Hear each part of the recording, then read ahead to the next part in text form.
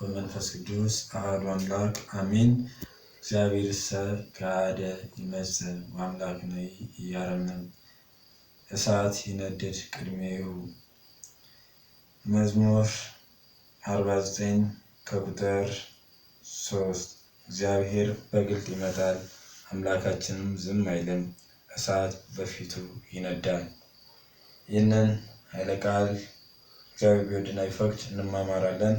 ቤተክርስቲያናችን አስተምሮ ይህ 5ኛ ሳምንት ሲሆን ደብረ ዘይት በመባል የሚታወቅ ነው።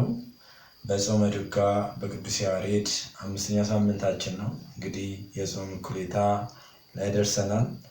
እግዚአብሔር ቢፈቅድና ቢወድ ማለት ቀናችን ሰላም እንደጀመርን በሰላም ደርሰን በዚህ ጊዜ ጌታችን መድኃኒታችን ኢየሱስ ክርስቶስ በደብረ ዘይት በዛ በተራራ ስፍራ ተገኝቶ የመምጫውን ሰዓትና ጊዜ ለደቀ መዝሙሮቹ የተናገረበት ነው። በዚህም ደቀ መዝሙሮቹ ቀርበው ጌታ ሆይ የመምጣት ነገር ምልክቱ ምንድን ነው ብለው ጠይቀውታል።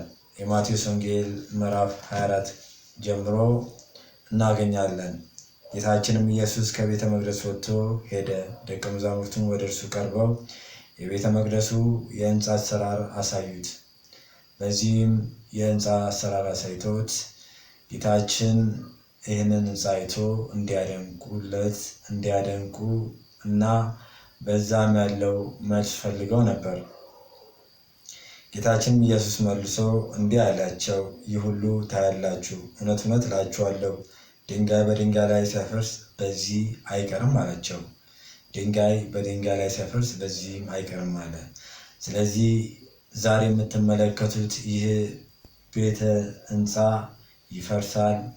ይህ ሕንፃ መፍረሱ አይቀርም ሲላቸው፣ እንዲሁም ደግሞ ሕንፃ ቤተክርስቲያን ብቻ ሳይሆን ሰውነት ገላ እንደሚሞትና እንደሚፈርስ ነገራቸው።